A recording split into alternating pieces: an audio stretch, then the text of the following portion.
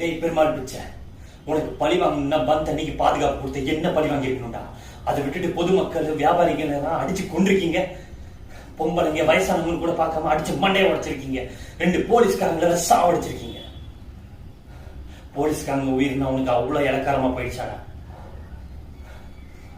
டேய், நான் கொலைக்கிற நாய் இல்ல, கடிக்கிற நாய். உனக்கே தெரியும் அது எப்படி.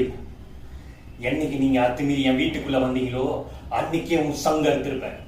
ஒரு பொண்ணோட வாழ்க்கை வீணா போயிடக்கூடாதுன்னு தான் பொறுத்துக்கிட்டு சும்மா இருந்தேன். அது மட்டும் இல்ல, பொதுமக்களுக்கு எந்த பிரச்சனையும் வந்துடக்கூடாதுன்னு தான் உங்ககிட்ட கை நீட்டி என் மானத்தை விட்டு காசு வாங்க. ஆனா இப்ப அதுவே பிரச்சனையில போய் முடிஞ்சதுன்னு நினைக்கும்போ,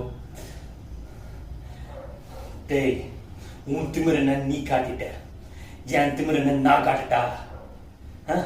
என்ன சொன்ன 92 MLA, 16 MP, 8 minister, 40 car, 30 jeep, king மேக்கர்ன்ற பதவி, இது எல்லாத்தையும் நான் காலி பண்ணி காட்டுறேன்டா.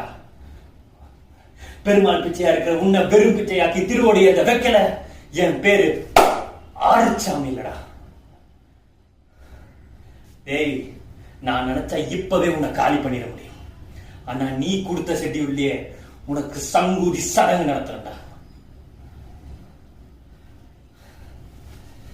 டேய் பெருமாள் பிச்சை, நல்லா கேட்டுக்க. நான் இந்த ஊரை விட்டு போற 7வது நாள் நீ இந்த ஊர்ல இருக்க மாட்டேன்.